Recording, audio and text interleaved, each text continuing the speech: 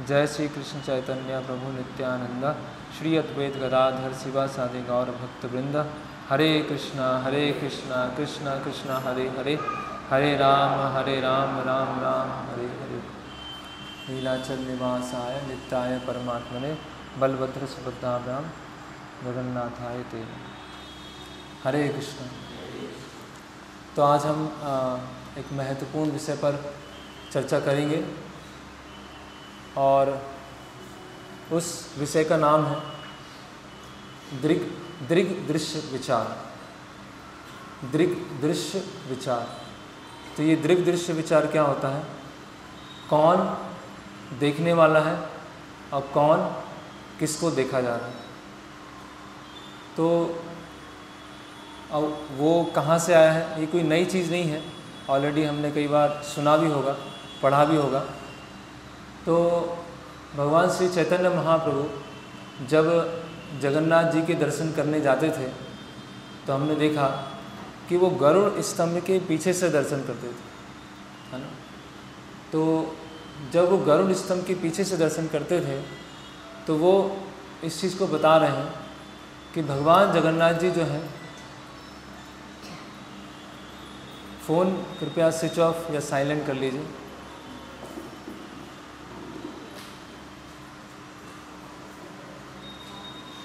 तो वो उससे बता रहे हैं कि जो जगन्नाथ जी हैं वो हमेशा किनको देख रहे हैं, अपने सेवक जो सामने गरुड़ जी अपने गरुड़ स्तंभ पर बैठे हुए हैं उनको जगन्नाथ जी हमेशा देख रहे हैं। और अगर उन गरुड़ स्तंभ के पीछे या गरुड़ स्तंभ के पास में कोई खड़ा है तो भगवान की दृष्टि अपने जो शुद्ध भक्त हैं गरुड़ जी पे तो जा ही रही है, लेकिन क्योंकि वो गरुड़ स्तंभ के पीछे खड़े हैं या पास में खड़े हैं तो वो दृष्टि उनके ऊपर भी पड़ जाएगी, है ना।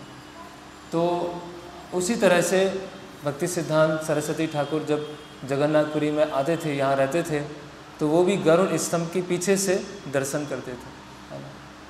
तो ये एक बहुत महत्वपूर्ण विषय है कि हम भगवान को देख रहे हैं या भगवान हमें देखते हैं, है ना। कौन है सीयर और कौन है सीन। तो ये बहुत महत्वपूर्ण विषय है हमारे आध्यात्मिक जीवन के लिए। तो पहले हम इन शब्दों को परिभाषित करते हैं, कौन क्या है। तो जैसे एक व्यक्ति किसी दृश्य को देख रहा है तो वो जो व्यक्ति है वो क्या होगा, दृष्टा। दृष्टा मतलब देखने वाला। उसकी आंखें हैं और उन आँखों से उस वातावरण को वो देख रहा है। तो जो देख रहा है वो कौन है, दृष्टा। जिसको देखा जा रहा है वो क्या है, दृश्य। दृश्य, है ना। और जिसके द्वारा देखा जा रहा है वो क्या है, उसका इंद्रियां, आँखों के द्वारा देखा जा रहा है। तो एक जो बद्ध जीव है वो क्या सोचता है, और देखना मतलब क्या है, उस चीज़ को एंजॉय करना, उस चीज़ को भोग करना। तो एक बद्ध जीव है अपने आप को दृष्टा समझता है और संसार की हर वस्तुओं को दृश्य समझता है। और संसार की जितनी भी वस्तुएं हैं उसमें भगवान भी शामिल है, उनको क्या समझता है, दृश्य। तो वो दृष्टा है और सारी वस्तुएं क्या है, दृश्य। मैं भोगता हूँ और सारी वस्तुएं क्या है, मेरे भोग के लिए, है ना। हर व्यक्ति, हर परिस्थिति, यहाँ तक कि भगवान भी क्या है, मेरी संतुष्टि के लिए। तो इसको बोलते हैं जगत दर्शन। ये है जगत दर्शन। और एक होता है गोलोक दर्शन। गोलोक दर्शन क्या है, भगवान दृष्टा है, भगवान देख रहे हैं और भगवान सारी संसार को देख रहे हैं। और उस संसार का एक भाग मैं भी हूँ, एक व्यक्ति मैं भी हूँ। तो मैं क्या हूँ, जो सारी वस्तुएं, मैं क्या हूँ, दृश्य। और भगवान क्या है, दृष्टा। तो भगवान है भोक्ता और हम सब क्या हैं, भगवान के भोग की सामग्री। तो भगवान है भोक्ता और हम सब हैं भगवान के भोग की सामग्री। तो जब हम इस तरह से देखते हैं, इसे बोलते हैं गोलोक दर्शन। तो एक हुआ जगत दर्शन और दूसरा है गोलोक दर्शन। जब मैं सोच रहा हूँ, और देखना मतलब जैसे हम बोलते हैं ना, इसको देख लेना थोड़ा, तो देख लेना मतलब क्या है, या कोई बोलता आई सी, हाँ I understand, I C, I understand, मतलब देखना मतलब केवल ऐसा नहीं देखना, उसको समझना। तो जीव हर चीज़ का भोग करना चाहता है ना। तो यहाँ पर बताया गया है, जैसे हिरण्यकश्यपु है, तो हिरण्यकश्यपु क्या सोच रहे हैं कि ये मैं जो हूँ दृष्टा हूँ, और सामने जो खम्मा है, ये पिलर है, वो दृश्य है, और उनका जो पुत्र है प्रहलाद, वो भी क्या है, दृश्य है। तो हर कोई मेरे भोग की वस्तु है। ये प्रहलाद भी क्या है, मेरी बात सुन नहीं रहा है, इसे इतना बता रहा हूँ लेकिन बात मेरी सुन नहीं रहा है, मेरी आज्ञा पालन नहीं कर रहा है।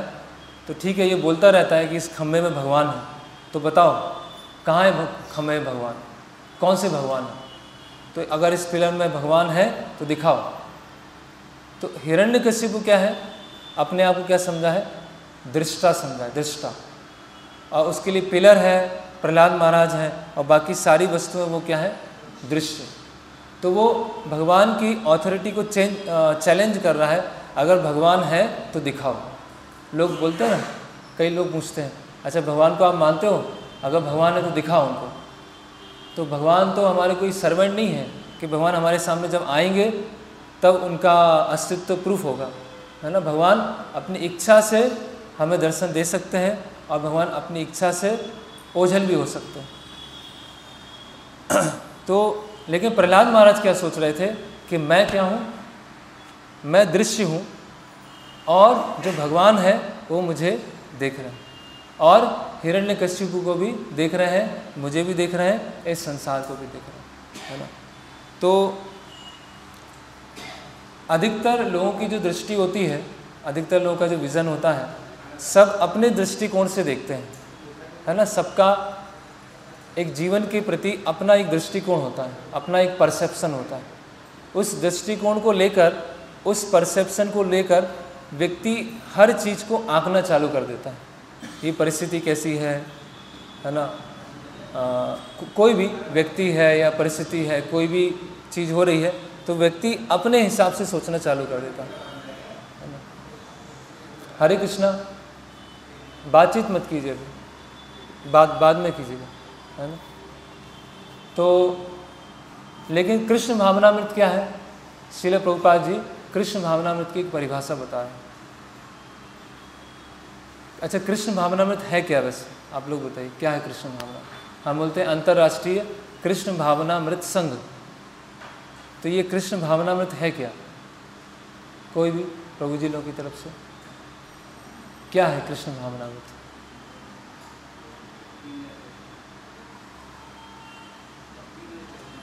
भक्ति में लगना, भक्ति में चेतना। हाँ, माता जी ने क्या है कृष्ण भावना। हर कार्यों को कृष्ण में नियोजित करना, हर कार्य को कृष्ण में नियोजित करना।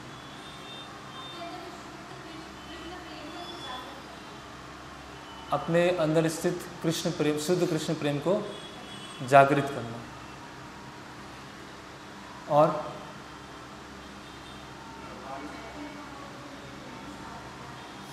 चैतन्य महाप्रभु ने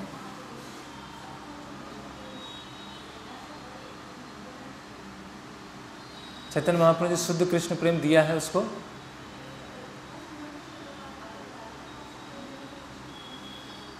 क्या बोलने में, ये फ़ैन अगर बंद कर दें, इसकी आवश्यकता नहीं है, पीछे फ़ैन से, और ये भी फ़ैन चल रहा है, सारे फ़ैन बंद कर दीजिए।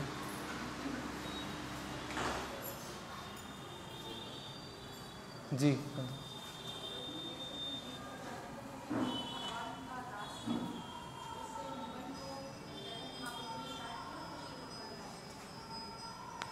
आप आगे बताइए कि क्या बोले माता जी। हाँ, चैतन्य महाप्रभु के जो आंदोलन है उसको आगे बढ़ाना। और कोई?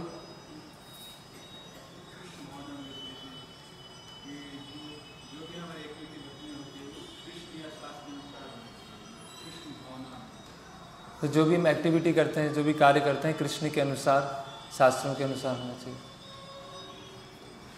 और एक ऐसी संस्था जो हमें बता रही है कि भगवान की आराधना किस प्रकार की जाती है और शास्त्रों में किस तरीके से बताया गया है, उसके अनुसार हम कैसे अनुसरण करें? भगवान की आराधना कैसे की जाए और शास्त्रों के अनुसार जैसे बताया गया है वैसे कैसे सेवा कर सकें।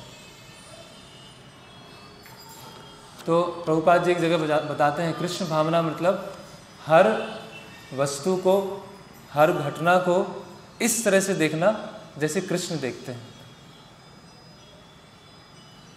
कोई भी वस्तु को, कोई भी घटना को, कोई भी परिस्थिति को इस तरह से देखना सीखना जैसे उस घटना को अगर कृष्ण देखेंगे तो वो कैसे होगा, इसको बोलते हैं कृष्ण भावना में। और यही हम डिस्कस कर रहे हैं। एक है जगत दर्शन और दूसरा है गोलोक दर्शन। तो गोलोक दर्शन में व्यक्ति क्या सोचता है कि अगर ये परिस्थिति है तो भगवान इस परिस्थिति को कैसे देखेंगे। मान लीजिए किसी के जीवन में दुख है, कोई XYZ कोई दुख है, अभी उस दुख को हम देख रहे हैं और उस दुख से हम कुछ परेशान हो रहे हैं, मानसिक विचलन हो रहा है। अगर उसी परिस्थिति को अगर कृष्ण देख रहे हैं तो कैसे देखेंगे वो? पूर्व जन्म का कर्म फल है, पाप या पुण्य है, भगवान दे रहे हैं। तो जैसे भगवान इस संसार को देखते हैं उसी तरह से अगर हमने देखना चालू कर दिया तो उसको बोलते हैं कृष्ण भावनामृत, जिसको और साधारण सिंपल भाषा में बोले शास्त्र चक्षु। शास्त्रों के माध्यम से हर चीज़ को देखना सीखना। मान लीजिए कोई बहुत बड़ी बिल्डिंग है, एक 40 माले की बिल्डिंग है, ठीक है। हम उस बिल्डिंग को देख रहे हैं तो उस बिल्डिंग को देख के हमें क्या लगेगा? बहुत अच्छा मॉल है वहाँ पे स्विमिंग पूल है, वहाँ पे जिम है, बहुत सारी अलग अलग चीज़ें हैं। और 40 माले की बिल्डिंग है, बहुत बढ़िया सुंदर बनाई है, पूरा गार्डन है ना। तो उसको देख के हमारे मन में क्या आएगा? वो जो बिल्डिंग है उसको देख के हमारे मन में क्या आएगा? एक अट्रैक्शन आएगा, उस बिल्डिंग को देख के अट्रैक्शन आएगा। अगर भगवान उस चीज़ को देख रहे हैं तो भगवान कैसे देखेंगे?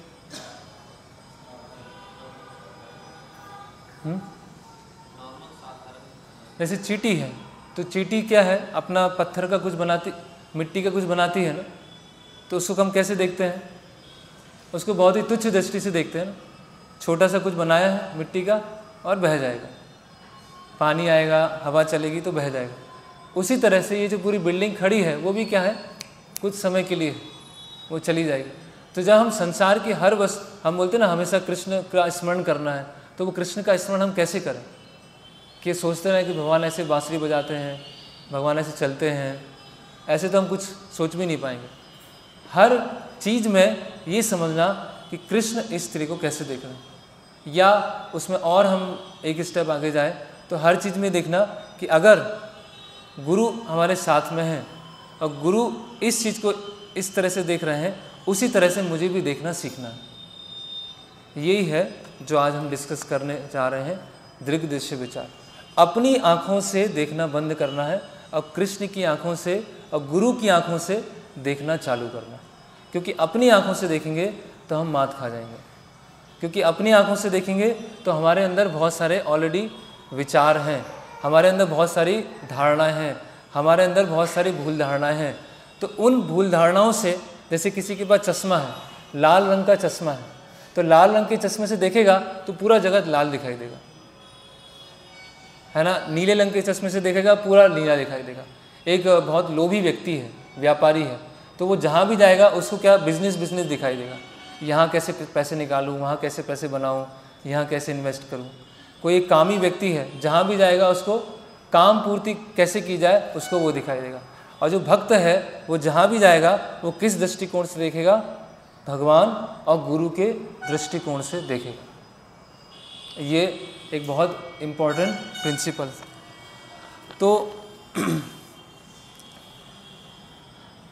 इसीलिए भक्ति सिद्धांत सरस्वती ठाकुर बोलते थे कि भगवान को देखने का प्रयास मत करो, ऐसा करो कि भगवान तुम्हें देखने के लिए आए। भगवान को देखने का प्रयास मत करो, क्योंकि हम भगवान को देखने का प्रयास करेंगे तो इन जड़ आँखों से हम भगवान को नहीं देख पाएंगे, है ना। भक्ति सिद्धांत सरस्वती ठाकुर बता रहे हैं कि कोई व्यक्ति एक मूवी देखने जाता है, कोई व्यक्ति एक स्टैच्यू देखने जाता है, कोई व्यक्ति एक सिनेमा देखता है, उसी तरह से कोई जगन्नाथ जी को देखने चला गया। इसमें लिखा है कि मैं मूवी देख के आया, बहुत अच्छा लगा, मज़ा आ गया, आनंद आ गया। कोई सुंदर स्टैच्यू देख के आया, है ना, कोई सुंदर सिनेमा देख के आया, उसी तरह से हम जगन्नाथ जी को देख के आए। तो यहाँ जो 2-3 एक्टिविटी हमने किया उसमें भी क्या थी, एक एन्जॉयमेंट की भावना थी। और जब हम भगवान के दर्शन कर रहे हैं तो उसमें भी क्या है, एक क्यूरोसिटी है और हमारी इंद्रिय तृप्ति है कि हाँ मुझे संतुष्टि होगी। जीवन में एक बार जगन्नाथ जी के दर्शन करना था, देख लिया। जैसे जीवन में एक बार कुतुब मीनार देखना था, एक बार ताजमहल देखना था, एक बार चार मीनार देखना था, एक बार कश्मीर घूमना था, तो एक बार जगन्नाथपुरी धाम भी आ गए। क्योंकि मैं सबको देखता हूँ, सबको मैं ऑब्ज़र्व करता हूँ, और सबको मैं ऑब्ज़र्व करता हूँ और अपने ऑब्जर्वेशन के अनुसार खुद डिसीजन पे आता हूँ कि हाँ ये चीज़ ऐसी है, ये चीज़ ऐसी है। तो ये सबसे हमारी शुरुआत क्या होगी, गलत होगी, है ना। तो भक्ति सिद्धांत सरस्वती ठाकुर के पास कोई भी आता था तो बोलता था कि आपने भगवान को देखा है। कई लोग पूछते हैं ना, आप कितने साल से भक्ति में हो, तो इतने साल से, तो आपने तो भगवान के दर्शन कर लिए होंगे। कई लोग की उत्सुकता होती है, आपने भगवान के दर्शन कर लिए होंगे। तो उनके पास में कोई आता था तो बोलते थे कि मैंने भगवान के दर्शन किए हैं या नहीं किए हैं, उससे आपके जीवन में क्या अंतर आएगा। अगर मैंने बोल दिया कि मैं भगवान के दर्शन किए हैं तो भी आपका जीवन वही रहने वाला है। जैसे वो वृत्तांत आता है ना कि विवेकानंद रामकृष्ण के पास जाते हैं और पूछते हैं कि आपने भगवान के दर्शन किए हैं, तो बोलते हैं हाँ दर्शन किए हैं। तो कैसे किए हैं, जैसे मैं आपको देख पा रहा हूँ वैसे दर्शन किए। अब वो क्या करते हैं, इलेक्ट्रिक शॉक देते हैं, ऐसे हाथ रखते हैं विवेकानंद के ऊपर, और जैसे ही वो हाथ रखते हैं तो ये रामकृष्ण बेहोश हो जाते हैं और बोलते हैं कि मैंने अपनी सारी शक्तियों को तुम्हारे अंदर दे दिया, और बेहोश हो गए। तो लोग भक्ति या आध्यात्मिकता को क्या समझते हैं, एक जादू, कुछ मिस्टिक होगा। अच्छा भगवान को देखे हैं, कैसे हैं? हाँ, कोई बोलता है प्रभु जी आज सपने में भगवान दिखाई दिए, है ना। या हम चल रहे थे रोड पर और बादलों के पीछे कृष्ण दिखाई दिए। हाँ ऐसे लोग बोलते हैं। हम तो मन में ही भगवान दिखाई देते हैं हमारे, हम तो मन में ही भगवान देखते हैं, है ना। तो हम जैसे कि उदाहरण के लिए कि मान लीजिए कोई बहुत ही प्रतिष्ठित व्यक्ति है, उड़ीसा का गवर्नर है, ठीक है, उड़ीसा का गवर्नर होगा, और उसके पास हम जाते हैं और हम देख के आ जाते हैं, अब वापस आ गए। तो हम कोई पूछेगा आप उससे मिल के आए, बोले हम मिल के आए, बोले कैसे आए, उसे देख के आ गया। तो मैंने तो देख लिया, उसने हमें देखा कि नहीं देखा, वो गवर्नर ने हमें देखा कि नहीं देखा। तो गवर्नर के पास तो हज़ार लोग आते हैं, लाखों लोग आते हैं, हम जैसे कोई पहुंच गया तो वो तो कोई वैल्यू है नहीं। लेकिन अगर हमने बहुत कुछ कार्य किया है ना, बहुत मेहनत की है और उसकी हेल्प किया है, या उसका कोई प्रोजेक्ट होगा वो पूरा किया है, और तब उसके पास में हम जाएंगे तो क्या होगा, दूर से ही पहचान जाएगा, अच्छा वो है, हाँ ठीक है उसको बुलाओ, ठीक है। तो उसी तरह से अगर हमारे अंदर काम, क्रोध, लोभ, मोह, सब सारे अनर्थ भरे हुए हैं और हम जगन्नाथ जी के सामने जाके खड़े हो गए, तो जगन्नाथ जी तो सारे जगत को देख रहे हैं, सभी लोगों को देख रहे हैं, और हम जाके खड़े हो गए, जगन्नाथ जी आ गया मैं भोपाल से, तो जगन्नाथ जी क्या बोलेंगे, पहले काम क्रोध लोभ इसको दूर करो, इसकी दुर्गंध आ रही है, इसको हटाओ, पहले यहाँ से हटो। तो हम अपनी प्रसन्नता के लिए जगन्नाथ जी को देख रहे हैं या जगन्नाथ जी की प्रसन्नता के लिए हम वहाँ जा रहे हैं? अगर हम जगन्नाथ जी की प्रसन्नता के लिए जगन्नाथ जी के सामने जा रहे हैं तो जगन्नाथ जी जैसा चाहते हैं वैसा हम करेंगे। करेक्ट? जैसे कि टीचर है, और एक सिंपल उदाहरण है कि एक टीचर है और टीचर की क्लास में बहुत सारे स्टूडेंट्स हैं।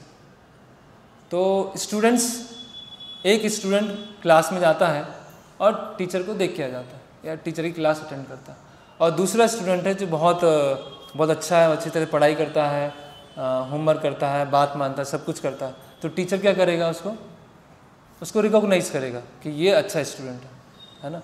और बाकी स्टूडेंट, तो दोनों स्टूडेंट बोलेंगे कि हाँ टीचर से मैं मिलता रहता हूँ। एक स्टूडेंट बोला हाँ टीचर के साथ तो मेरी बातचीत होती रहती है, दूसरा बोला हाँ मेरे टीचर से बातचीत। लेकिन कौन टीचर के ज़्यादा घनिष्ठ है? तो वो टीचर को देखे या टीचर उन्हें देखे? टीचर जब देखेगा कि ये बच्चा अच्छी तरह से जो भी होमवर्क दिया जाता है वो करता है तो वो टीचर उससे प्रसन्न होगा। हम टीचर के सामने जाके खड़े हो गए और हाँ, लेकिन टीचर के सामने हम ऐसे गए कि हम टीचर की बात सुनते हैं तो टीचर प्रसन्न होंगे। उसी तरह से अगर हम भक्ति के नियमों को पालन नहीं कर रहे हैं, हम शास्त्रों को नहीं पढ़ रहे हैं या शास्त्रों के अनुसार अपना जीवन नहीं जी रहे हैं, तो जगन्नाथ जी के सामने जाके खड़े होना एक्चुअली इनको डिस्टर्ब करना है, वो उनके डिस्टर्ब करने के समान है कि नहीं? सही है कि नहीं? अभी कोई नालायक पूरा स्टूडेंट है और टीचर के सामने फर्स्ट बेंच में जाके बैठ गया और कुछ करता ही नहीं है वो, अब सामने खड़ा हो गया, टीचर क्या बोलेंगे? जाओ यहाँ से। ठीक है? तो लोग चाहते हैं हम भगवान के बिल्कुल पास से दर्शन करें, एकदम नज़दीक से दर्शन करें। दूर से तो दिखते ही नहीं है जगन्नाथ जी, इतने दूर से दर्शन किए, जगन्नाथ जी दिखे ही नहीं। अभी हम क्या करेंगे, हम पंडे के थ्रू बिल्कुल नज़दीक जाके देखेंगे। तो हमारे अंदर जैसे कोई व्यक्ति है रोड पे चल रहा है और रोड पे चलते चलते अचानक उसका पैर फिसल गया और वो कीचड़ में गिर गया और कीचड़ पूरा उसको लगा और घर पे पहुंच गया हंसते हुए, हंस रहा है वो, उसे पूरा कीचड़ लगा हुआ है और हंस रहा है। तो घर वाले क्या बोलेंगे? नहा के तो आ जाओ पहले और वो और हंसा जा रहा है वो, तो बेवकूफ़ी दिखा रहा है ना। करेक्ट? तो उसी तरह से हमारे अंदर काम क्रोध लोभ सभी तरह के अनर्थ भरे हुए, कीचड़ भरा हुआ, और उस कीचड़ को लेकर, उस दुर्गंध को लेकर हम भगवान के सामने उपस्थित, तो वो क्या होगा? भगवान उससे प्रसन्न होंगे या भगवान उससे नाखुश होंगे? नाखुश होंगे। लेकिन अगर हम गरुड़ स्तंभ के पीछे हैं, ये भक्तों के पीछे हैं, तो भगवान गरुड़ जी को देखेंगे, भगवान चैतन्य महाप्रभु को देखेंगे, अपने भक्तों को देखेंगे। और अगर हम उनके पीछे हैं तो भगवान देखेंगे कि ये मेरे भक्तों के पीछे है, ये मेरे भक्तों के साथ में है। तो जगन्नाथ जी क्या होंगे? ज़्यादा प्रसन्न होंगे कि नहीं होंगे? क्योंकि अगर हम व्यक्तिगत रूप से भगवान के पास जाना चाहेंगे तो भगवान तो हमें तुरंत रिजेक्ट कर देंगे, तुरंत। ये प्रश्न उठ सकता ना कि चैतन्य महाप्रभु क्यों गरुड़ स्तंभ के पीछे से दर्शन कर रहे हैं, भक्ति सिद्धांत श्री ठाकुर क्यों गरुड़ स्तंभ के पीछे से दर्शन कर रहे हैं? भगवान तो हर जगह देखते हैं ना, भगवान की तो आंखें हर जगह है, हर चीज़ देख सकते हैं, तो आगे से भी दर्शन कर सकते हैं। तो अगर हम भक्तों को, गुरु परंपरा को बाईपास करके जगन्नाथ जी के पास में जाएंगे तो जगन्नाथ जी हमसे नाराज़ ही होंगे। लेकिन अगर हम भक्तों के साथ में रहकर, भक्तों के शेल्टर में रहकर, गुरु परंपरा के अंडर में रहकर जब हम जगन्नाथ जी के दर्शन करने जाएंगे तो फिर हम जगन्नाथ जी को प्रसन्न कर पाएंगे। नहीं तो उसमें क्या है, अपनी व्यक्तिगत इंद्रिय तृप्ति है बस, कि मुझे एक सेटिस्फेक्शन मिला कि मैं हाँ जगन्नाथ जी के दर्शन करके आ गया। उससे हमारा इतना प्रगति नहीं होगा। तो ये पूरे पास टाइम से चैतन्य महाप्रभु ये सिखाना चाहते हैं। तो एक बार क्या होता है कि गौड़ीय मठ में एक व्यक्ति था, एक भक्त थे, वो बहुत बीमार थे, इतने ज़्यादा बीमार थे कि उस समय चारपाई होती थी, चारपाई पर वो विश्राम कर रहे थे। तो सुबह 3:30 पौने 4 का समय आया, तो मंगला आरती 4:30 बजे होने वाली थी। तो भक्ति सिद्धांत सरस्वती ठाकुर ने बोला कि वो भक्त दिख नहीं रहे, मंगला आरती में आए नहीं। तो उन सबने बताया कि वो बहुत बीमार है, अपने वो चारपाई से भी उठ नहीं पा रहे। तो बोलते हैं कि उनकी चारपाई उठा के भगवान के सामने रख दो, चारपाई के साथ उठाकर उनको भगवान के सामने रख दो। तो सब सोचने लगे कि ये तो बहुत मतलब कठोर हृदय है, निष्ठुर है ये तो, कि इतने बीमार हैं और ऐसी स्थिति में वो बोल रहे हैं कि उनको चारपाई सामने रख दो। तो भक्ति सिद्धांत सरस्वती ठाकुर समझ जाते हैं कि कुछ शिष्यों के मन में ये बात चली गई। तो वो लेके आते हैं, मंगला आरती हो जाती है और फिर वो बताते हैं। तो बताते हैं कि हम भगवान को नहीं देख रहे हैं, भगवान हमें देख रहे हैं। और जब भगवान देखेंगे कि कोई उनका भक्त है, इतनी कठिन परिस्थिति में होते हुए भी भगवान के सामने उपस्थित है, इतना तेज बुखार होते हुए भगवान के सामने उपस्थित है, और भगवान जब उसको देखेंगे तो उसके ऊपर कितनी अधिक कृपा करेंगे। तो आप लोगों को लग रहा है कि मैं निष्ठुर हूँ, मैं कठोर हूँ कि उनको ज़बरदस्ती यहाँ बुलाया है, लेकिन मैंने उनको बुलाकर उससे क्या हुआ है कि भगवान जब उन साधक को, उन भक्त को देखेंगे तो परम प्रसन्न हुए। तो वो समझ गए कि हाँ, किस लिए बुलाया। तो जैसे और भक्ति सिद्धांत सरस्वती ठाकुर के इसमें इंसिडेंट है कि एक बार वो दूर से दर्शन कर रहे थे। हम गए थे चैतन्य मठ मायापुर में, श्री श्री गुरु गौरांग गंधर्विका गिरिधारी, उनके दर्शन कर रहे थे। और अब वो अपने चश्मे नहीं पहने हुए थे, है ना, और काफ़ी दूर खड़े हुए थे। तो जब दूर से वो दर्शन कर रहे थे तो उनके शिष्य बोलते हैं कि आप चश्मे नहीं पहने हैं तो आप भगवान को देख नहीं पा रहे होंगे, तो आप बिना चश्मे के भगवान को कैसे देखेंगे।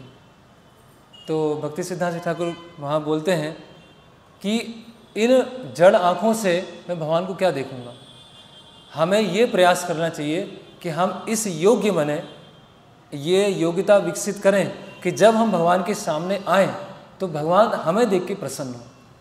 तो अगर तुम चश्मे लेके भी आ जाओगे तो इन चश्मे से मैं क्या देखूँगा, क्या देख पाऊँगा। तो हमें ऐसी योग्यता विकसित करनी है कि भगवान के समक्ष जाने से भगवान प्रसन्न हो। तो जब ऐसे एक बार प्रवचन चल रहा था, तो प्रवचन चलते समय दरवाज़ा खुला, तो कई भक्त उठ के भगवान के दर्शन करने चले। तो भक्ति सिद्धांत सरस्वती ठाकुर बोलते हैं कि ये सब लोग आई एक्सरसाइज करने जा रहे हैं, ये आँखों का व्यायाम करने जा रहे हैं। क्योंकि भगवान को हम कैसे देख सकते हैं, अपने कानों के द्वारा देख सकते हैं, भगवान को अपने आँखों के द्वारा नहीं देख सकते, है ना। कान तैयार करते हैं आँख, अगर हम सुनेंगे नहीं, आँखों से देखेंगे। तो यहाँ बता रहे हैं, कोई जगन्नाथ जी को देखेगा कि ये लकड़ी का पुतला है, कोई सोचेगा ये कोई काले रंग के हैं, कोई ये शिव जी हैं, कोई सोचेगा कि गलती से ऐसे विग्रह बन गए हैं, कोई सोचेगा ये केवल लकड़ी है। तो इस तरह से हम जगन्नाथ जी को देख के आए। फिर तो इस तरह से अलग अलग भक्त उनसे पूछते थे, बाहर के लोग पूछते थे कि आपने देखा है, भगवान को देखा है। तो एक बार एक बहुत बड़ा जमींदार आया और उसने कहा कि मैं आपके साथ एक पर्सनल मीटिंग करना चाहता हूँ, है ना।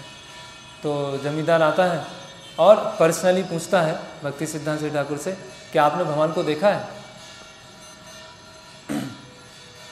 तो बोलते हैं कि मैंने देखा है, नहीं देखा, उससे क्या फ़ायदा, आप ये पूछिए कि मैं कैसे देख पाऊँ। तो वो उत्तर से इतना संतुष्ट नहीं होता है। बोले फिर ही बताइए तो, आपने देखा है कि नहीं देखा। बोले आपको ये प्रश्न पूछना चाहिए कि मैं कैसे गुरु के पास में जाऊं और गुरु कैसे मुझे अपने निर्देशों से ठीक करें जिससे मैं भगवान को देख पाऊं। ये प्रश्न ही अपने आप में गलत है कि आपने भगवान को देखा है कि नहीं देखा, है ना। ऐसी एक व्यक्ति और आया, उसने बोला कि कल रात्रि में स्वप्न में मुझे कृष्ण दिखाई दिए। ऐसे कई लोगों को दिखते हैं ऐसे रात्रि में ऐसे चलते फिरते। तो भक्ति सिद्धांत ठाकुर बोलते हैं तो आपको माया भी दिखाई दी होगी? तो बोलता है नहीं, कृष्ण ही दिखाई दिए। बोले अगर कृष्ण दिखाई दिए हैं तो फिर माया नहीं दिखेगी। अगर अभी भी आप माया से आकर्षित हैं, अभी भी संसार से आकर्षित हो रहे हैं, इसका मतलब आपने कृष्ण को देखा ही नहीं। जिसने वास्तव में कृष्ण के दर्शन कर लिए हैं वो फिर संसार की किसी चीज़ से आकर्षित नहीं होगा। जैसे रूप गोस्वामी एक जगह पद्यावली में लिखते हैं कि जो एक गोपी है दूसरी गोपी से बात कर रही है कि आप कभी यमुना नदी के किनारे जो केसी घाट है वहाँ पर मत जाना। अगर केसी घाट वहाँ पर चले गए तो वंशीवट मत जाना, और वंशीवट भी चले गए तो वहाँ पर त्रिभंग रूप में जो कृष्ण खड़े हुए हैं उनको मत देख लेना। अगर उनको देख लिया तो आप घर के काम अच्छी तरह से नहीं कर पाओगे, आपकी घर से जो आसक्ति है वो समाप्त हो जाएगी। तो कृष्ण को देखने के, कृष्ण के दर्शन करने के जो वास्तविक फल होता है वो क्या है? संसार से निरासक्ति। तो अभी हमने जगन्नाथ जी के दर्शन किए सब लोगों ने, तो हमारी संसार से आसक्ति है कि नहीं है? बहुत ज़्यादा है, बहुत ही ज़्यादा आसक्ति है। तो कैसे हम वास्तव में जगन्नाथ जी के दर्शन कर पाए कि नहीं कर पाए? वास्तव में दर्शन नहीं किए, ठीक है। जैसे कई लोग पूछते हैं कि वो जो श्लोक है रथम चा वामनम दृष्ट्वा परम पुनर्जन्म न विद्यते, कि रथारूढ़ जगन्नाथ जी के दर्शन करने से फिर पुनर्जन्म नहीं होता। तो लोग पूछते हैं कि इतने लोग दर्शन करते हैं तो किसी का पुनर्जन्म नहीं होगा क्या? तो दर्शन करने का मतलब क्या है? उनके दर्शन कर लिए, मतलब और किसी के दर्शन करने का अभी कोई मन नहीं है, कोई इच्छा नहीं है।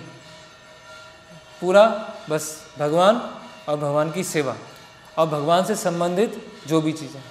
तो भगवान के अलावा और भगवान से संबंधित जो भी चीज़ में आकर्षण आ रहा है, मतलब हमने अभी जगन्नाथ जी के दर्शन नहीं किए, या उसी अनुपात में जगन्नाथ जी के दर्शन किए हैं, बस एक अपनी एक मानसिक संतुष्टि के लिए और अपने एक सूक्ष्म स्तर पर, मन के स्तर पर एक इंद्रिय तृप्ति को संतुष्ट करने के लिए हम जगन्नाथ जी के दर्शन करके आ गए।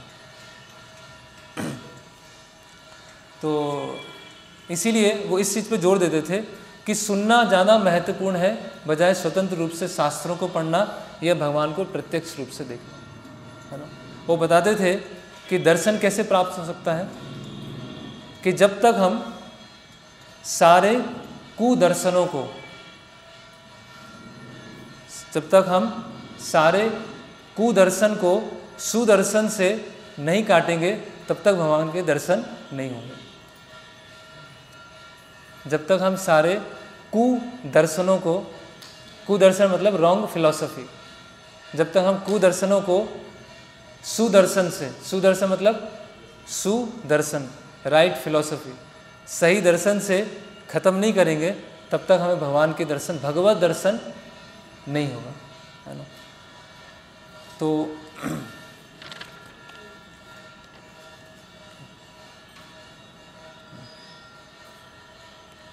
ऐसे ही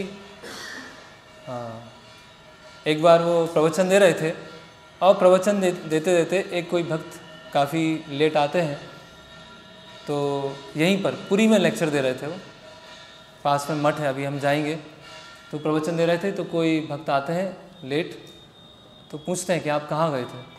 बोले आप, उन्होंने बताया मैं जगन्नाथ जी के दर्शन करने गया था। तो वहाँ लिखते हैं कि ठीक है, आप लेट हुए, आप इधर उधर घूम रहे थे, है ना, लेकिन बेहतर यह है कि आप पहले सुने, अपनी चेतना को शुद्ध करें और फिर आप जगन्नाथ जी के पास में जाएंगे तो फिर आप जगन्नाथ जी को देख पाएंगे। अन्यथा क्या हो जाएगा कि आप जाएंगे, इधर उधर घूम के आएंगे, थोड़ा ये करेंगे, थोड़ा वो करेंगे, थोड़ा मन को बहलाएंगे और फिर वापस आ जाएंगे, ऐसा लगेगा हमने जगन्नाथ जी के दर्शन कर लिए, है ना। इसीलिए हम देखते हैं कि श्रील प्रभुपाद जी जब अपने पहली बार अपने गुरु महाराज से मिले, तो जब उनका करीब 10 या 11 साल के बाद दीक्षा हुआ, तो श्रील सरस्वती ठाकुर ने क्या बोला प्रभुपाद जी को, अभय चरण डे उनको क्या बोला, ही लाइक्स टू हियर, इनको सुनना बहुत पसंद है। तो ये जो क्वालिटी थी कि सुनना, है ना, सुनेंगे तो ही फिर हम अच्छी तरह से सेवा कर पाएंगे, सुनेंगे तो ही अच्छी तरह से हम भगवान के दर्शन कर पाएंगे। और सुनेंगे नहीं तो सेवा में प्रॉब्लम होगी, भक्तों के साथ भी प्रॉब्लम होगा, हम दर्शन भी नहीं कर पाएंगे और हमें लगेगा कि हम भक्ति कर रहे हैं, है ना। तो इस तरह से और भी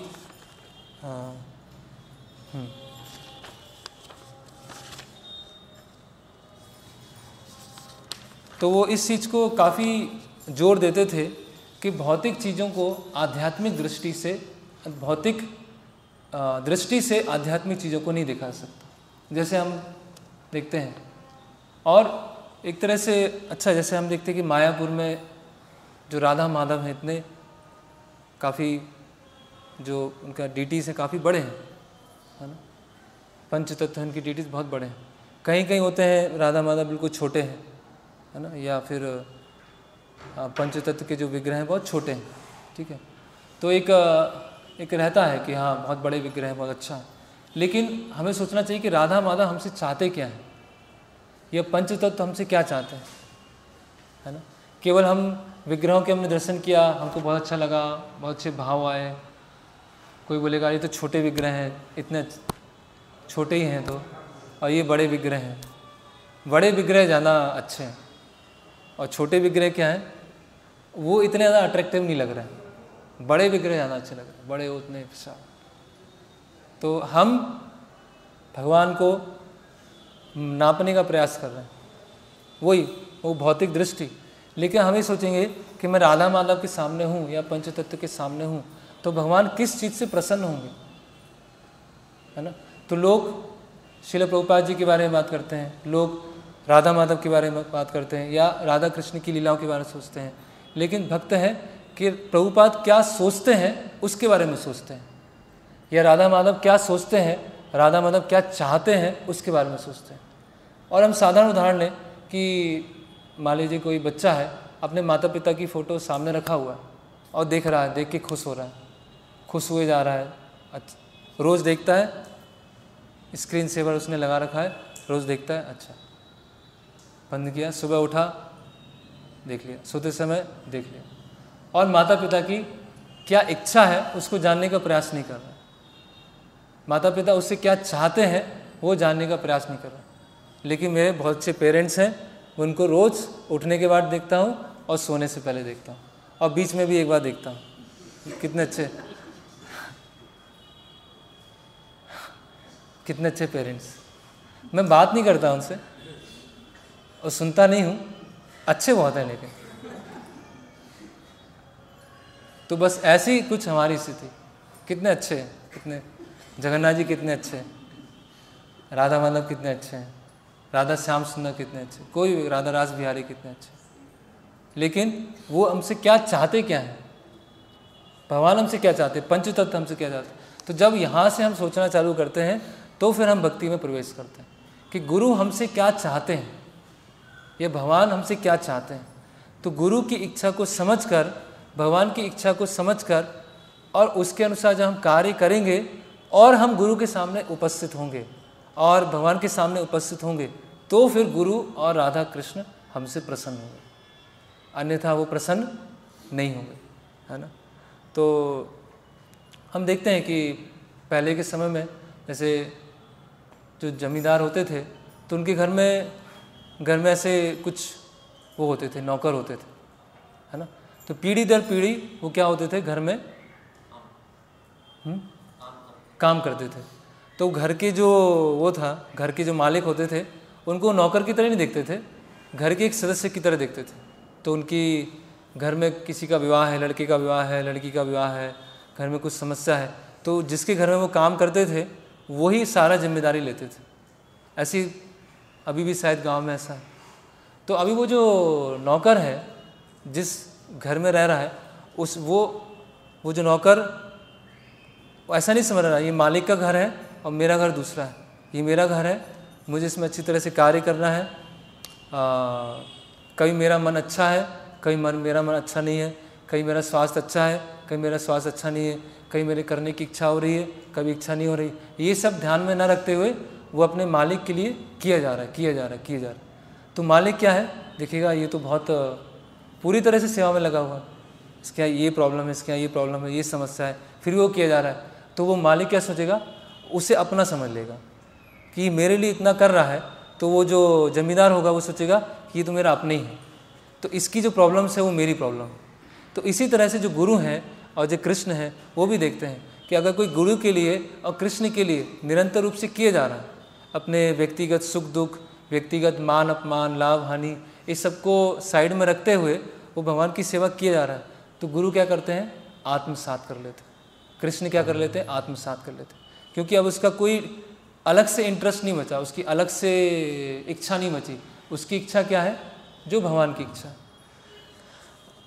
तो ये बहुत महत्वपूर्ण प्रिंसिपल है जो यहाँ पर हम जगन्नाथपुरी में सीख सकते हैं कि भगवान को देखना अच्छा है, गलत नहीं है, भगवान को देखने से हमारा शुद्धिकरण होगा, लेकिन उससे ऊपर स्तर है कि क्या जब भगवान हमको देख रहे हैं तो हमसे वो प्रसन्न है कि नहीं है, या भगवान क्या चाहते हैं, और जो भगवान और गुरु चाहते हैं क्या उसको मैं कर रहा हूँ कि नहीं कर रहा हूँ, उसको मैं करने ही को नहीं कर रहा हूँ। ऐसा नहीं कि हम कई साल हमें निकल गए, भक्ति में बहुत साल हो गए, हम ये जानने का प्रयास ही नहीं कर रहे हैं कि जो गुरु है, गुरु परंपरा हमसे क्या चाहती है, हम कैसे सेवा करें। बस एक हम अपनी साधना कर रहे हैं, अपनी सेवा कर रहे हैं, और मानसिक स्तर पे थोड़ा सा हमें संतुष्टि प्राप्त हो रही है और भक्ति कर रहे हैं, और जब संतुष्टि प्राप्त होना बंद हो जाती है तो भक्ति हम कम कर देते हैं, क्योंकि भक्ति में हम क्यों आए हैं, अपनी शांति के लिए। तो अभी शांति नहीं मिल रही है तो भक्ति नहीं करेंगे, शांति मिल रही है तो भक्ति करेंगे। जब तक मानसिक संतुष्टि मिल रही है तब तक हम भक्ति करेंगे, और जैसे ही थोड़ा कष्ट हुआ, ये भक्ति में तो बहुत कष्ट है, बहुत हो गई भक्ति, इतना हमारा जप कर लिया, सुबह से हरे कृष्णा हरे कृष्णा हरे कृष्णा वही चल रहा है। अब माला को भी रेस्ट दो थोड़ा।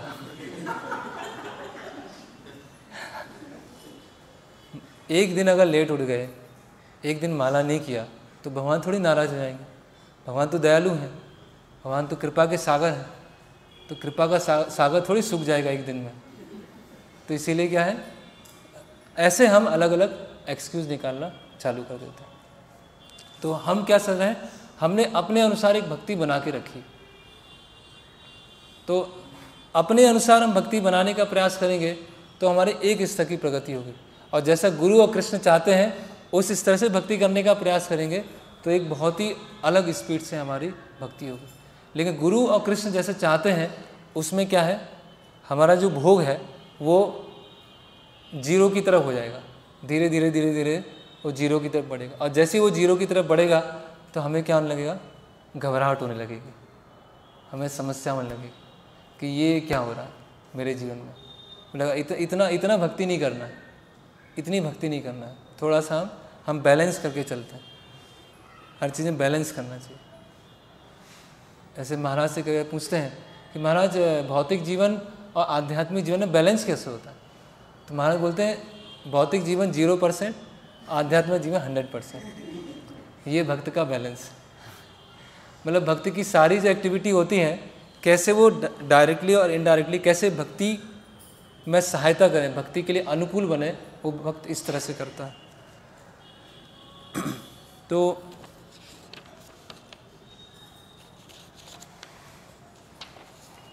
उसी तरह से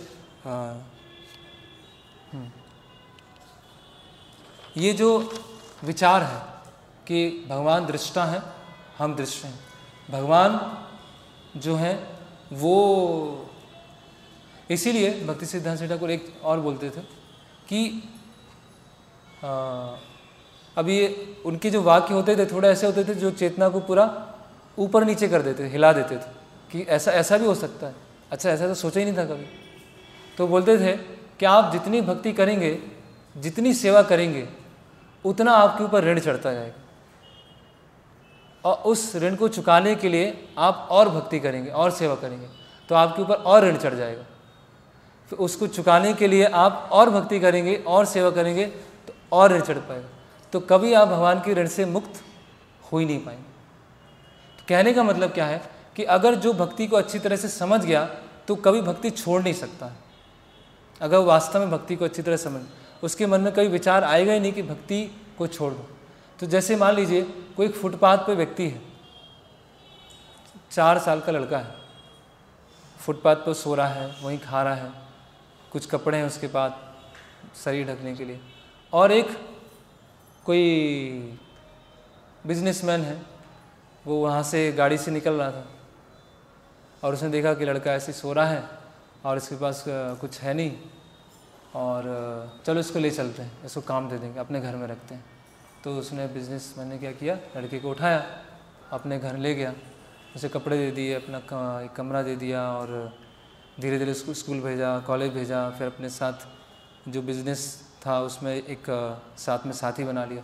तो लड़का जितना जल्दी जितना उसकी उम्र बढ़ेगी, उम्र उसकी बढ़ती जाएगी, कार्य करता है, तो वो ऐसा सोचेगा कि मैंने इनके लिए कितना किया है, ऐसा सोचेगा कि मैंने इनके लिए कितना किया। वो सोचेगा उसके, वो और अपने आप को कृतार्थ समझेगा कि अगर ये नहीं होते तो मैं कहाँ था अभी, अगर ये व्यक्ति मुझे नहीं मिले होते तो मैं कहाँ पड़ा हुआ था। तो जितना वो सेवा करेगा उतना ज़्यादा ऑब्लाइज फील करेगा। ऐसा नहीं सोचेगा देखो मैंने इतना किया, मेरे साथ ऐसा हुआ, मैंने इतना किया, मेरा सही है, वो डिमांड नहीं करेगा।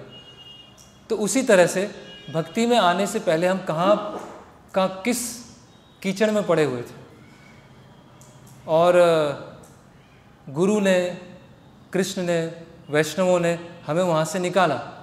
और जितना हम भक्ति में आगे बढ़ते जाएंगे तो ऐसा नहीं होगा कि मैंने इतना सेवा किया, मैंने ये किया है, मुझे ऐसा होना चाहिए। हमें और ज़्यादा एक कृतार्थ की भावना आएगी कि अगर आज मैं भक्ति में नहीं आया होता तो आज क्या कर रहा होता, आज कहाँ किस जगह सड़ रहा होता, किस जगह मेरी स्थिति होती। तो वो जितना सेवा करता जाएगा वो उतना ज़्यादा रेडी होता जाएगा। तो अगर वो सोच रहा है कि मैं सेवा कर रहा हूँ और मुझे कुछ मिलना चाहिए, मुझे मेरे कुछ ऐसे अधिकार होना चाहिए, तो मैं इतना सेवा, मैं सीनियर हूँ, मुझे ऐसा मिले, तो वो क्या है, भक्ति को वो समझा नहीं। लेकिन वो सोच रहा है कि नहीं, आज जिस स्थिति में मैं आया हूँ भक्ति में, उसके लिए मुझे बहुत लोगों ने यहाँ तक लाया है, तो मुझे अहंकार नहीं होना चाहिए कि देखो मैं अपने उससे आया हूँ, मैं अपने प्रयास से आया हूँ। नहीं, बहुत सारे लोग हैं, उनके प्रयासों के कारण आज हम भक्ति में यहाँ तक आ पाए। तो हमारे अंदर एक स्वाभाविक रूप से विनम्रता होगी, कोई आर्टिफिशियल विनम्रता लाने की ज़रूरत नहीं होगी कि हाँ मैं विनम्र हूँ, चरणालपि सुनिचन और सॉफ्टली बात कर रहे हैं, माइल्डली बात कर रहे हैं, उसकी ज़रूरत नहीं होगी। उसके अंदर स्वाभाविक विनम्रता होगी कि अगर मैं भक्ति में नहीं आता तो मेरी क्या स्थिति होती। तो अब वो कैसे देख रहा है, गुरु की दृष्टि से और भगवान की दृष्टि से देख रहा है। और ऐसा भक्त है, अभी कुछ लोग बोलते हैं कि हम सेवा करते तो हमें थोड़ा अहंकार आ जाता है। कई बार डिवोटीज पूछते हैं कि हम सेवा करते हैं तो हमें अहंकार आ जाता है। अहंकार आ नहीं जाता, अहंकार अंदर है, ऐसा नहीं कहीं से बाहर से आ गया अहंकार, अंदर था और बाहर आ गया। करेक्ट? क्यों आया? हम यही सोच रहे हैं कि देखो वही हम अपनी दृष्टि से भक्ति को देख रहे हैं, और जब हम भगवान की दृष्टि से, गुरु की दृष्टि से देखेंगे, बोले मैंने क्या किया, मुझे श्रील प्रभुपाद जी की बुक्स कैसे पढ़ना है वो बताया, प्रभुपाद जी की बुक्स में क्या लिखा है वो बताया, सेवा कैसे करनी है वो बताया है।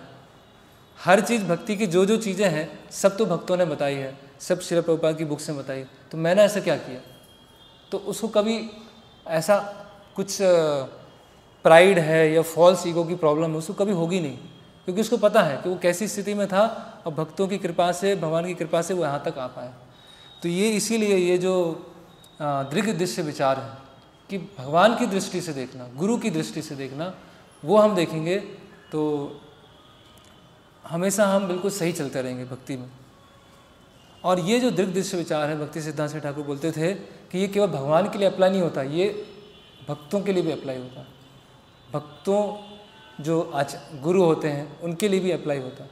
तो बताते थे कि किसी साधु को आँखों से देखने का प्रयास मत करो, कान से सुनो। Don't try to see a sadhu by the eyes but by the ears by hearing him, है ना। तो कोई भी साधु को देखने का प्रयास मत करो, है ना। आजकल इसीलिए बाहरी चीज़ बहुत चलती है ना। जैसे हम देखते हैं कि प्रभुपाद जी ने अपने गुरु महाराज को क्यों एक्सेप्ट किया, किस शर्त पे एक्सेप्ट किया? इसीलिए एक्सेप्ट किया कि बहुत फेमस गुरु थे, कलकत्ता में हर कोई जानता था उनको। इसलिए एक्सेप्ट किया कि बहुत सारे मंदिर बनवाए थे। इसीलिए एक्सेप्ट किया कि बहुत सारे जोक्स लेक्चर में बोलते थे। इसलिए एक्सेप्ट किया, इसीलिए एक्सेप्ट किया क्योंकि उनका जो मैसेज था एकदम स्पष्ट, क्लियर कट, और जो बताते हैं अभय चरण डे, मतलब श्रील प्रभुपाद बताते हैं कि मैं बहुत ही स्ट्रॉन्ग माइंडेड था, मैं कभी अपनी हार मानता नहीं था। कोई मेरे साथ डिबेट करता था तो किसी के साथ भी आसानी से हार नहीं मानता था जब तक मैं पूरी तरह से उसको स्वीकार न करूं।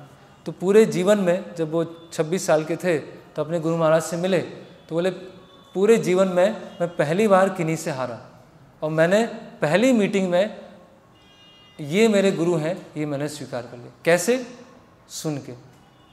ऐसा नहीं किसी ने बोला कि बहुत वो ऐसे हैं, गौड़ी मठ चालू किया है, एक्सटर्नल चीज़ों पे नहीं कि बाहरी चीज़ों पे। हाँ, बहुत आजकल जैसे होता है कोई बहुत फेमस पर्सनालिटी है, बहुत अच्छा स्पीकर है, उसके बहुत सारे यूट्यूब व्यूअर्स हैं, तो वो सब देख के हम आकर्षित होते हैं कि हाँ इनको देखना है, इनको सुनना। लेकिन वहाँ पर क्या है, just clear cut message. Prabhupada बोल रहे हैं कि अभी तो हमारा भारत आज़ाद नहीं हुआ है, अभी तो ब्रिटिशर्स कब्जा किए हुए, तो ये चैतन्य महाप्रभु का आंदोलन कैसे फैलेगा? पूरा चैलेंज। वो बोल रहे हैं कि आप बाहर जाके चैतन्य महाप्रभु का मैसेज पूरी दुनिया में फैलाओ, और प्रभुपाद जी क्या कर रहे हैं, चैलेंज कर रहे हैं कि अभी कैसे हो सकता है। तो वो ऐसा नहीं कि अपनी बात को थोड़ा सा माइल्ड कर दिया कि ये अभी मैं कुछ बोलूँगा तो कहीं चले ना जाए, इसीलिए क्या है कि इनको रखने के लिए थोड़ा सा बोलते हैं हाँ ये भी कर लेना चाहिए। स्वतंत्रता आंदोलन भी है, गांधी आंदोलन भी अच्छा है, और चैतन्य महाप्रभु का भी अच्छा है, तो ये भी अच्छा है, वो भी अच्छा है, तो दोनों अच्छा करके हम, ऐसा नहीं। उन्होंने क्या बोला, क्लियर कट क्या बोला कि चैतन्य महाप्रभु का संदेश किसी भी भौतिक परिस्थिति पर निर्भर नहीं करता। आज भारत स्वतंत्र है, आप परतंत्र हैं, कल स्वतंत्र होगा, फिर परतंत्र हो जाएगा, फिर स्वतंत्र हो जाएगा। तो ये तो बाहरी चीज़ें हैं, ये बदलती रहेंगी। लेकिन चैतन्य महाप्रभु का संदेश क्या है, ये एक बहुत बड़ी अर्जेंसी है, इसके लिए कोई चीज़ रोकी नहीं जा सकती। तो जब अभय चरण डे उन्होंने ऐसा सुना तो वो बोले, उनका रियलाइजेशन था कि चैतन्य महाप्रभु का जो संदेश है बहुत ही सुरक्षित जगह है, बहुत ही ऐसे व्यक्ति के हाथ में है जिससे चैतन्य महाप्रभु का संदेश क्या बहुत सुरक्षित है। तो कैसे प्रभुपाद जी ने अपने गुरु महाराज को कैसे स्वीकार किया? सुन के। वो अपने दृष्टिकोण से उनसे मिलने गए थे, लेकिन उन्होंने जब बोला तो उनके दृष्टिकोण को उन्होंने स्वीकार किया। तो इसी तरह से जो भक्त हैं उनको भी हमें सुन के हम संग लेंगे। ऐसा एक इंसिडेंट आता है कि एक बार एक प्रोफेसर होते हैं जो बहुत बड़े डोनर थे गौड़ी मठ में, और बहुत बड़ा डोनेशन देते थे, और प्रवचन कर रहे थे। तो सरस्वती ठाकुर प्रवचन दे रहे थे, प्रवचन पूरा हो जाता है, और वो जो डोनर थे बोलते हैं आपको याद है मैं आपके पिता से मिलता था, भक्ति विनोद ठाकुर से, और आप उस समय छोटे बालक थे, आपके और भाई थे, मैं भक्ति विनोद ठाकुर से बात करता था, उनको कभी गीता भी सुनाता था। तो सबके सामने सरस्वती ठाकुर बोलते हैं कि आप कभी भक्ति विनोद ठाकुर से मिले ही नहीं। तो बोलते हैं मैं मिला नहीं, आपको याद नहीं, आप तो छोटे ही थे उस समय, और रोज़ आता था मैं वहाँ पर कुलिया में। बोले आपने भक्ति विनोद ठाकुर को कभी देखा ही नहीं है। तो बोलते हैं आप इतने बड़े गुरु हैं, आप सबको शिक्षा दे रहे हैं, और आप ऐसा बोलेंगे जिसको मैंने खुद बचपन में देखा है। बोले आपने भक्ति विनोद ठाकुर कभी देखा ही नहीं, और भक्ति विनोद ठाकुर का कोई पुत्र नहीं था। अगर आप भौतिक दृष्टि से भक्ति विनोद ठाकुर, फिर जब वो चले जाते हैं तो वो सोचते हैं कि सरस्वती ठाकुर बोलते हैं कि ये जो व्यक्ति हैं, जो प्रोफेसर सोच रहे थे कि वो भक्ति विनोद ठाकुर से मिले हैं, लेकिन वास्तव में वो भक्ति विनोद ठाकुर से मिले ही नहीं। अगर वो भक्ति विनोद ठाकुर से मिले होते तो आज इनका जीवन ये नहीं होता। आज इनका जीवन कैसा, ये भक्त होते, स्वयं इसको प्रैक्टिस कर रहे थे, स्वयं भक्ति का अभ्यास कर रहे थे। तो ये जैसे होता है ना, एक सामाजिक व्यवहार में होता है कि किसी हम प्रतिष्ठित व्यक्ति से मिलते हैं, कई लोगों से हम संबंध बना के रखते हैं, हमें लगता है कि हाँ उनके साथ में, लेकिन भक्तों के साथ ऐसा नहीं होता। भक्तों के साथ में क्या है, जब हम एक दूसरे के साथ कृष्ण कथा का आदान प्रदान कर रहे हैं, जब हम भक्तों से सुन रहे हैं और उनकी आज्ञा का पालन कर रहे हैं तो उनका संग कर रहे हैं, अन्यथा उनका संग नहीं कर रहे हैं, उनको हम देख के भी नहीं कर रहे। एक बार भोपाल में MP नगर में बुक डिस्ट्रीब्यूशन कर रहे थे, तो एक व्यक्ति मिलता है तो बोलता है मैंने आपके प्रभुपाद जी को देखा है, मैंने तो प्रवचन भी सुना है वृंदावन में बैठ कर, है ना। तो भक्त बोलते हैं कि आपने प्रभुपाद जी को देखा है, प्रवचन भी सुना, फिर भी आपकी स्थिति ऐसी है, आपने भक्ति स्वीकार नहीं किया, आप कोई नियम पालन नहीं कर रहे हैं, कोई भगवद गीता नहीं पढ़ रहे हैं, तो आपने वास्तव में प्रभुपाद जी को देखा ही नहीं। प्रभुपाद जी को देख के भी आपने नहीं देखा। और हम लोग फिजिकली कभी प्रभुपाद जी को नहीं देखा है, प्रभुपाद जी की बुक्स मिली, प्रभुपाद जी के आंदोलन में जुड़े और एक सेवा करने का प्रयास कर रहे हैं, तो हम वास्तव में प्रभुपाद जी के साथ में प्रभुपाद जी को देख पा रहे हैं। तो जस्ट यस, फिजिकल एसोसिएशन ज़रूरी है, लेकिन केवल फिजिकल एसोसिएशन है और केवल कृष्ण कथा का आदान प्रदान नहीं है, आज्ञा पालन नहीं है, तो वो क्या हो जाएगा, फिर वो कोई एसोसिएशन नहीं। जैसे कि यहाँ पर लिखा है कि एक राजा है, तो राजा के सिंहासन पर एक कीड़ा बैठा हुआ, राजा का सिंहासन है, उसके ऊपर एक कीड़ा बैठा और राजा का मंत्री भी खड़ा हुआ। तो जो मंत्री है वो राजा से थोड़ा दूर खड़ा है और कीड़ा है वो राजा के ऊपर ही बैठा हुआ। तो कौन उस राजा के ज़्यादा नज़दीक है, वो कीड़ा ज़्यादा नज़दीक है या मंत्री ज़्यादा नज़दीक है? कीड़ा।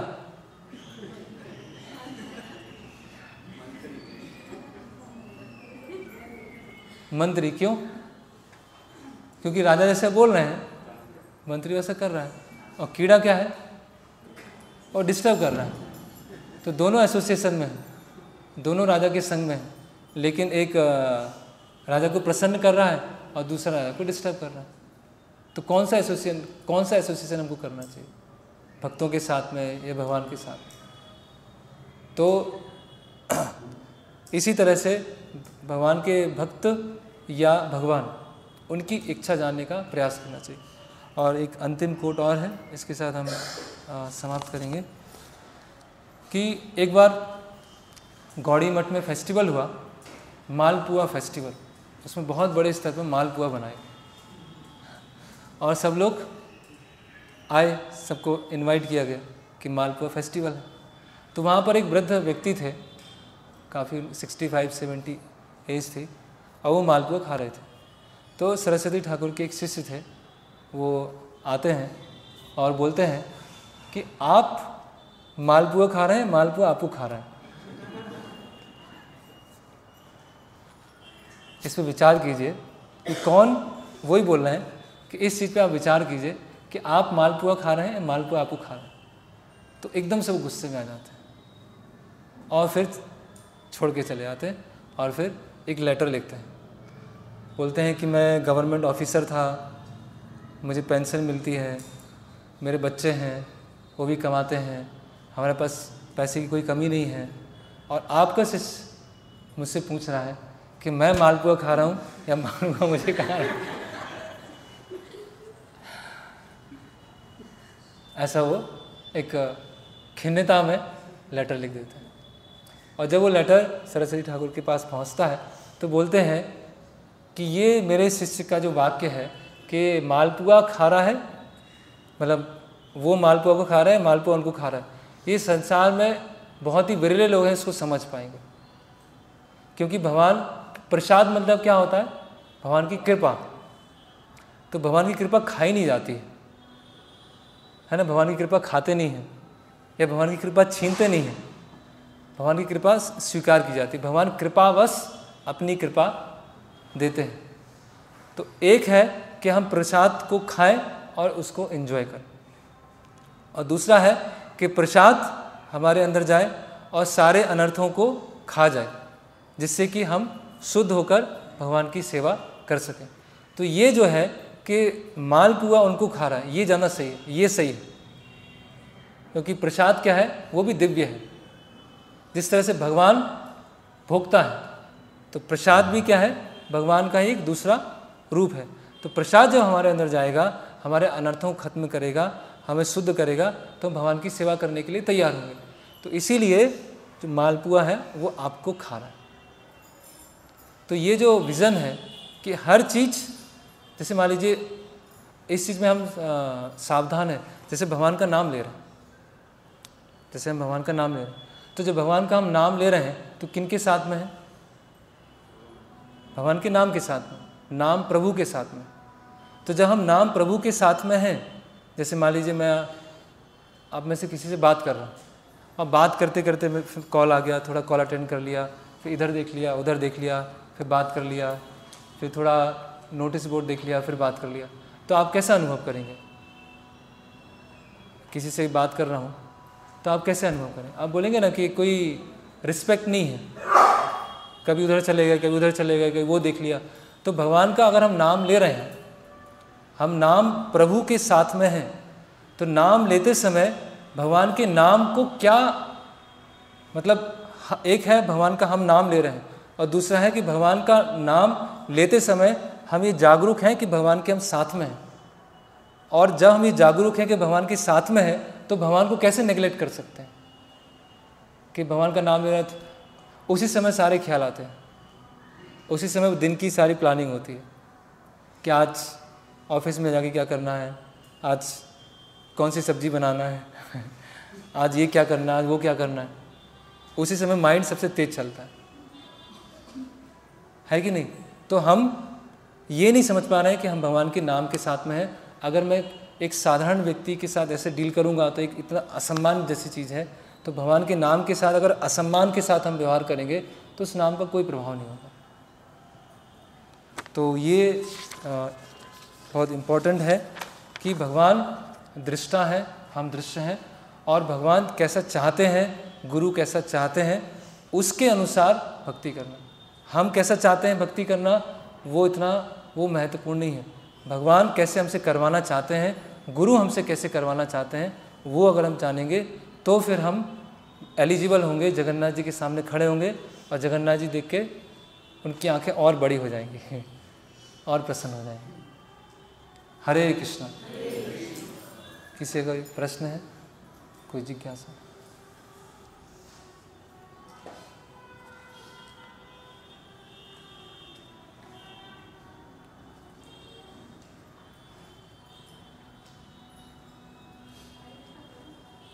जी,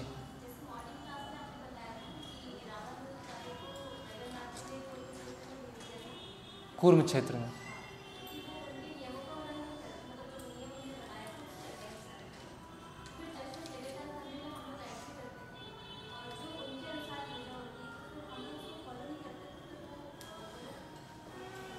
जैसे यहाँ पे पूजा होती है वो हम फॉलो नहीं करते हैं।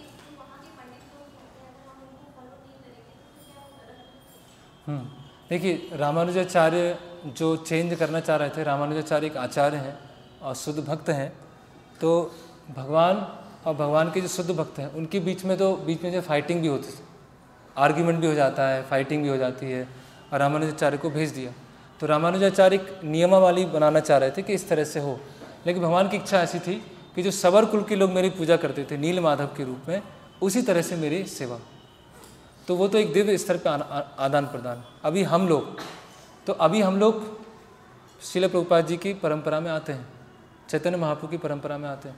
तो जिस तरह से चैतन्य महाप्रभु यहाँ पर रहते हुए जगन्नाथ जी की सेवा करते थे, उसी तरह से हम जगन्नाथ जी की सेवा करेंगे। तो अगर कोई पंडे बोल रहे हैं कि हम आपको कोई भी आपको ये देंगे, आप ये कर लीजिए, आप ये कर लीजिए, तो ऐसा नहीं कि हम उनका आज्ञा का पालन नहीं कर रहे हैं, उसकी हमें आवश्यकता नहीं है, क्योंकि ऑलरेडी हमें श्रील प्रभुपाद जी ने दिया है। उसको पालन करते हुए अगर हम जगन्नाथ मंदिर में जाएंगे तो जगन्नाथ जी, यस, ये मेरे जो शुद्ध भक्त हैं श्रील प्रभुपाद, उनके आश्रम में हैं, और श्रील प्रभुपाद जी के आश्रम में रह के भक्ति कर रहे हैं तो प्रसन्न है। तो फिर हमें उनके आज्ञा उल्लंघन नहीं हुआ वो, क्योंकि ऑलरेडी हम उनके शुद्ध भक्त हैं श्रील प्रभुपाद, उनके आश्रम में रहकर भक्ति करने का प्रयास करो।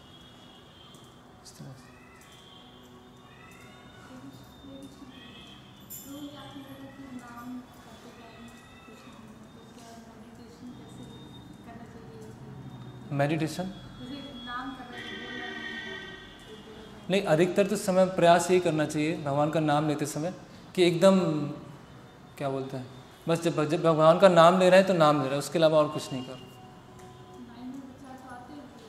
हाँ, एटलीस्ट हम जो बाहरी चीज़ें हैं उसको रोक दें। जैसे जनरली होता है कि मंदिर में जो नोटिस बोर्ड है सबसे अधिक भगवान का नाम लेते हुए देखते हैं सब।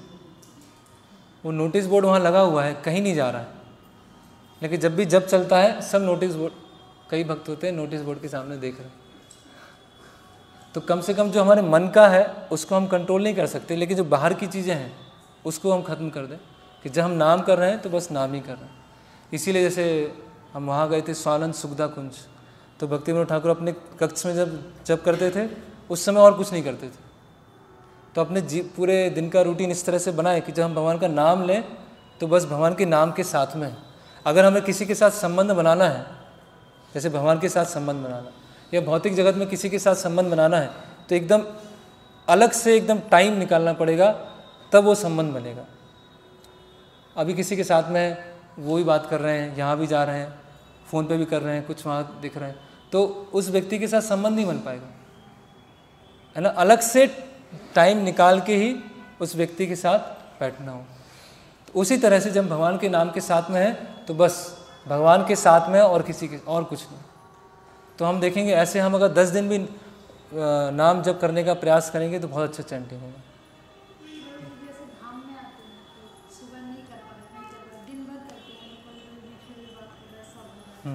तो प्रयास करना चाहिए ऐसा। वो क्या होता है, धाम में बहुत सारी उत्सुकता होती है, ये भी दर्शन कर लें, वो भी कर लें, ये भी कर लें, ये भी कर लें, ऐसा भी कर लें। तो उत्सुकता को थोड़ा सा धैर्य रखते हुए हमने अपना जप कर लिया और फिर हम दर्शन करें। और दर्शन करना भी महत्वपूर्ण है। अलग अलग जगह जो हम तीर्थ स्थली जाते हैं वो ज़रूरी है, लेकिन जब हम अच्छी तरह से कर लें और वो टाइम मिल जाता है, एक्चुअली टाइम मिल जाएगा, ऐसा नहीं कि टाइम नहीं मिलता। और बहुत ही बिजी है तो अलग बात है, साथ साथ में जप कर लिया।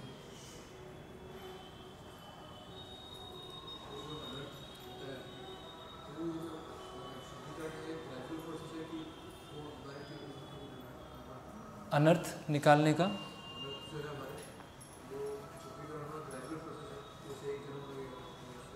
ग्रेजुअल प्रोसेस है कि जल्दी हो जाएगा। हाँ, प्रश्न ये है कि जो हमारे अनर्थ निवृत्ति है, अनर्थ निकालना है, वो बहुत क्रमशः होगा या जल्दी हो जाएगा।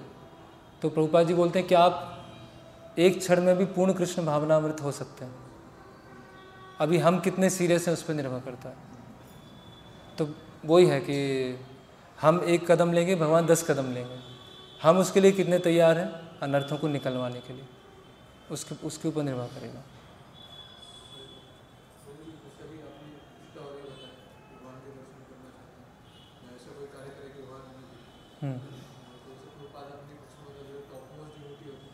कौन टॉप मोस्ट डिवोटीज होते हैं, भगवान के दर्शन नहीं करना चाहते। हाँ, नहीं, दर्शन भी करते हैं, लेकिन प्रश्न ये है कि जो टॉप मोस्ट डिवोटीज होते हैं वो ऐसा है कि दर्शन नहीं करते। ऐसा नहीं, दर्शन करते हैं। ऐसे उदाहरण बताया जाता है लक्ष्मी देवी का।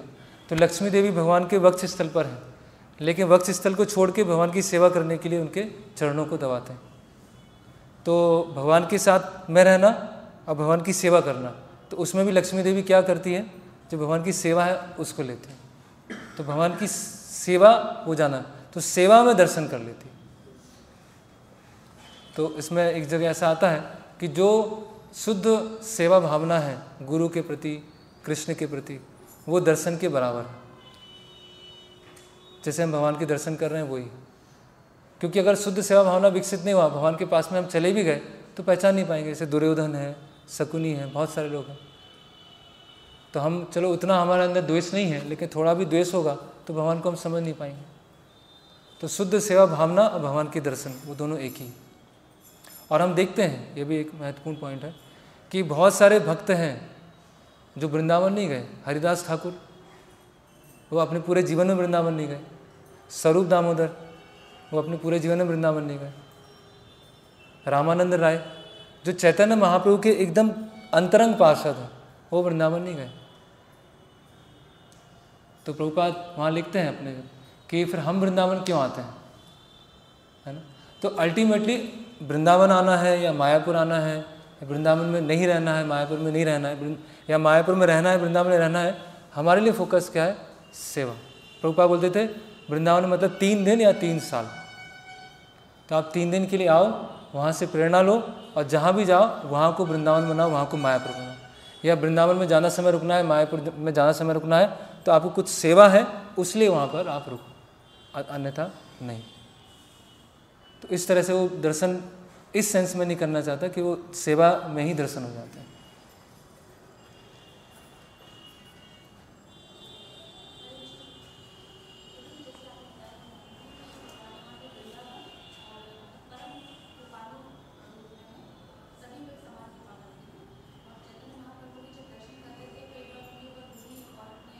हाँ हाँ हाँ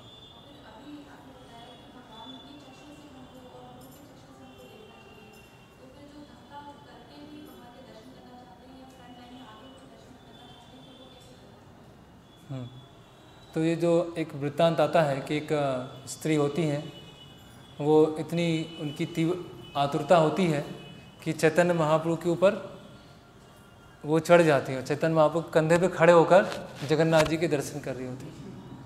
ऐसा इंसिडेंट होता है। तो सारे जो पार्षद होते हैं वो रोकते हैं, उतारने का प्रयास करते हैं, चैतन्य महाप्रभु मना कर देते हैं। तो एक्चुअली हर इंसिडेंट से भगवान अलग चीज़ सिखाते हैं कि कितनी उत्सुकता है, कितनी भगवान के दर्शन की कितनी ज़्यादा उत्सुकता है। तो वो दर्शन करने के बाद अभी उनका वो क्या कर रहे हैं, वही महत्वपूर्ण है ना, कि दर्शन करने में तो बहुत उत्सुकता है, धक्का मुक्की कर लिया, और जब दर्शन करने के बाद अब क्या कर रहे हैं, अभी बस चुपचाप सो रहे हैं अपना जैसा जीवन चल रहा है। तो वो उत्सुकता नहीं थी, वो केवल एक मन की संतुष्टि के लिए, एक इंद्रिय तृप्ति के लिए वो करना चाह रहे थे।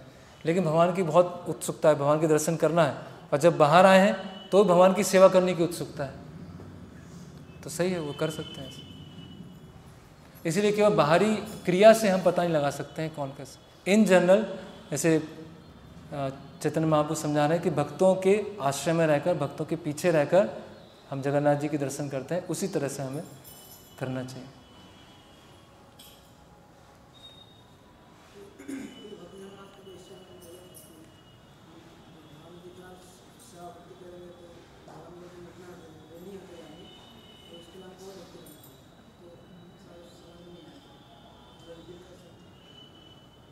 हाँ, तो ये बताया था कि जितने हम भगवान की सेवा करेंगे उतना ऋणी हो जाएंगे, और सेवा करेंगे और ऋणी होंगे।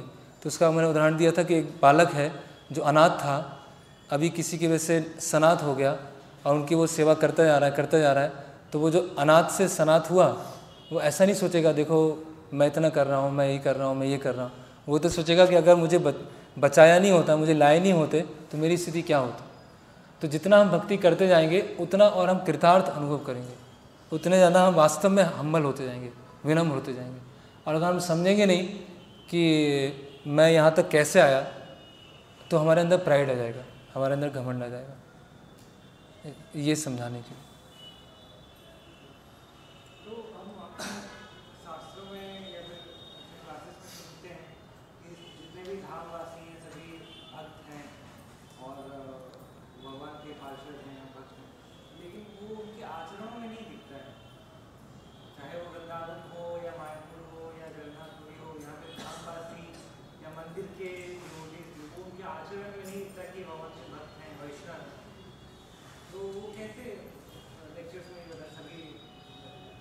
आचरण में दिखना चाहिए। कोई भी मतलब ये हो सकता है कि हमारी भी चक्षु खराब है, लेकिन कुछ चीज़ें बहुत ऑब्वियस होती हैं जो एक वैष्णव का लक्षण नहीं है। तो उसमें यह है कि जो धामवासी हैं वास्तव में धाम में रह रहे हैं और धाम की सेवा के लिए रह रहे हैं, तो हो सकता है उस चीज़ को हम देख नहीं पाएँ कि वो किस तरह से सेवा कर रहे हैं, किस तरह से वो योगदान दे रहे हैं। तो इन जनरल हमारा जो एटीट्यूड होना चाहिए एक रिस्पेक्ट का होना चाहिए, वो सामने वाला कैसे भी व्यवहार करे, पहला ये है। फिर हमें लगता है कि वो तो एक साधारण वैष्णव एटिकेट्स की तरह व्यवहार नहीं कर रहे हैं, जैसे हम यहाँ पे देखते हैं पुरी में। तो ये सोचना, ये हमारा विचार होना ठीक है, हम उनका संग नहीं कर रहे हैं। जगन्नाथ जी की वो सेवा कर रहे हैं, कई वर्षों से कर रहे हैं, कई पीढ़ियों से कर रहे हैं, जगन्नाथ जी उसको एक्सेप्ट कर रहे हैं, और उनका व्यवहार ठीक नहीं है तो उनका हम संग नहीं करेंगे, लेकिन उनके प्रति हमें एक आदर की भावना है।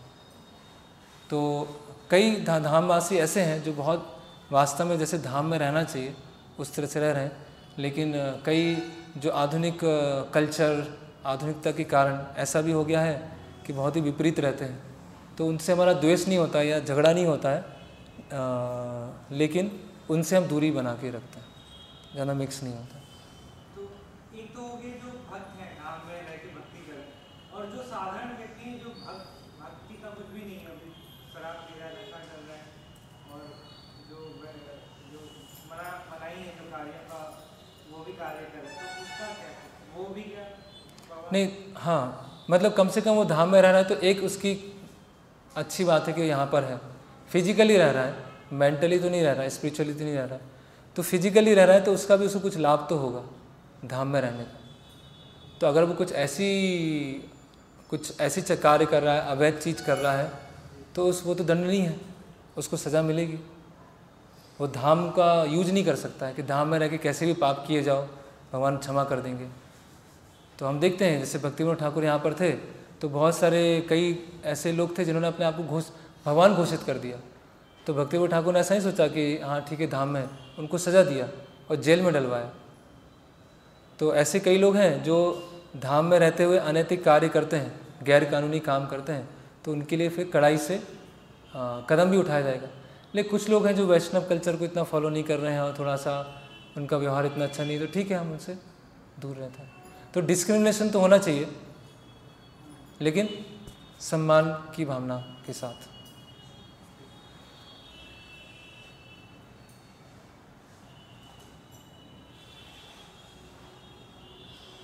ठीक है, हरे कृष्ण। शिल प्रभुपाद की, शिल भक्ति सिद्धांत सरस्वती गोस्वामी प्रभुपाद की, श्री जगन्नाथ बलदेव सुभद्रा मैया की, श्री पुरुषोत्तम से जगन्नाथपुरी धाम की, निताई गौर प्रेमानंदे।